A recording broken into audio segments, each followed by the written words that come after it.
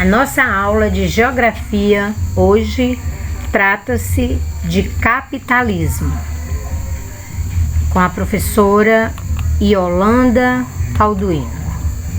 Nós vamos trabalhar sobre o capitalismo comercial. A primeira etapa do capitalismo comercial estendeu-se do final do século XV até o século XVIII. Foi marcado pelo período das grandes navegações, pelo declínio do feudalismo e pela expansão marítima das potências europeias. E as potências eram Portugal, Espanha, Inglaterra, França e Holanda, em busca de novas rotas comerciais.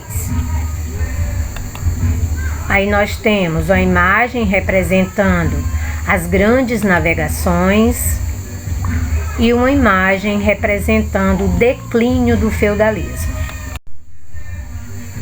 Escambo.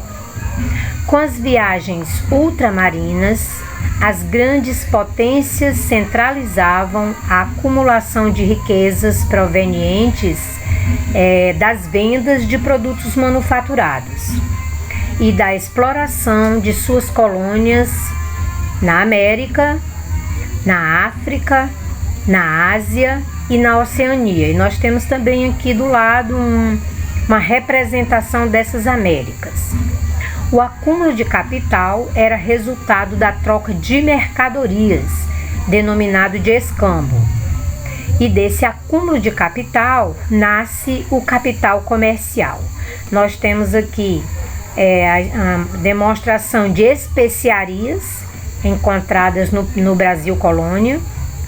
Temos também ao meio, no meio aqui, uma representação dessa troca de mercadorias. O capital comercial. O nome capitalismo comercial veio do termo capital comercial. O mercantilismo, conjunto de práticas econômicas vigentes na Europa entre os séculos XVI e XVIII. Substituiu o sistema feudal, impulsionou as trocas comerciais, favoreceu o fortalecimento da burguesia. E aí nós temos uma representação da burguesia, o burguês e o operário. E aí a coxa de frango, a de peru, sei lá o que é a parte mais deliciosa, mais gordinha, ficou com o burguês. E o operário ficou com a parte. Vamos para os princípios da política mercantilista. Os princípios da política mercantilista são metalismo, balança comercial favorável, protecionismo alfandegário, soma zero, incentivo à produção de manufaturas. Vamos para o metalismo, que era o poder do Estado estava relacionado às suas reservas de metais preciosos, o ouro e a prata. A balança comercial favorável, as exportações superiores às importações, ou seja, eu vender mais e comprar menos. O protecionismo alfandegário, defesa da cobrança de taxas sobre os produtos importados, de modo que os produtos nacionais seriam protegidos da concorrência externa. Soma zero. Acreditava-se que o volume do comércio global era inalterável. O lucro de um representava perda para outros. Incentivo à produção de manufaturas. Os produtos manufaturados garantiriam lucro e acumulação de riquezas para o Estado, já que eram mais valorizadas do que as matérias-primas básicas. Capitalismo comercial. O capitalismo comercial foi marcado pela forte intervenção dos estados nacionais absolutistas nas relações políticas e econômicas da época. A aliança estabelecida entre o Estado absolutista e a classe burguesa culminou na busca de riquezas dentro e fora do território europeu, ou seja, nas colônias além-mar.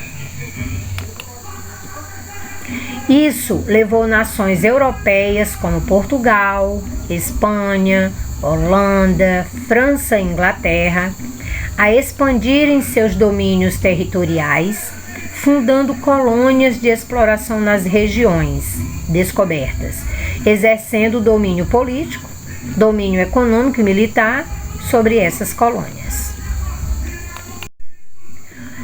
Vamos ver agora o que é o Pacto Colonial.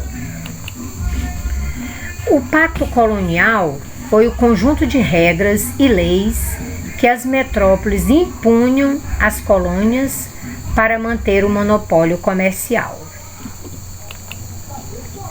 As colônias só podiam comercializar com a metrópole.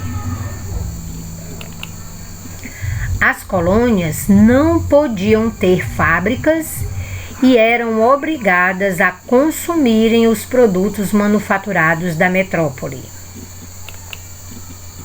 As colônias só podiam produzir o que a metrópole não tinha condição de fazer. As colônias deviam produzir em larga escala, baixo custo e com o máximo de lucratividade. Vamos ver aqui um esquema do Pacto Colonial bem mais claro. Nós temos aqui uma seta que traz da metrópole para a colônia, aqui representando uma boa parte do Brasil como período colonial. Essa linha aqui que divide aqui seria o Tratado de Tordesilhas, esse lado da colônia pertencente a Portugal, o envio da matéria-prima para a metrópole produzia e transformava a matéria-prima em consumo em produtos de manufatura e voltava para a colônia. A Divisão Internacional do Trabalho, que nós chamamos de DIT.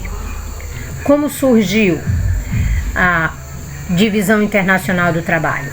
A fase comercial do modo de produção capitalista ocasionou mudanças no espaço geográfico e introduziu os primeiros passos para a mundialização das relações econômicas. As metrópoles e colônias passaram a ser inseridas em um contexto econômico onde as concorrências estenderam-se para além dos seus territórios. As diversas regiões do mundo passaram a desenvolver funções diferentes e estruturou-se a primeira Divisão Internacional do Trabalho, que nós chamamos de DIT, durante a fase do capitalismo comercial. Agora vamos ver o que é DIT, o DIT, Divisão Internacional do Trabalho. O conceito que expressa as relações econômicas entre os países em determinado momento histórico-geográfico.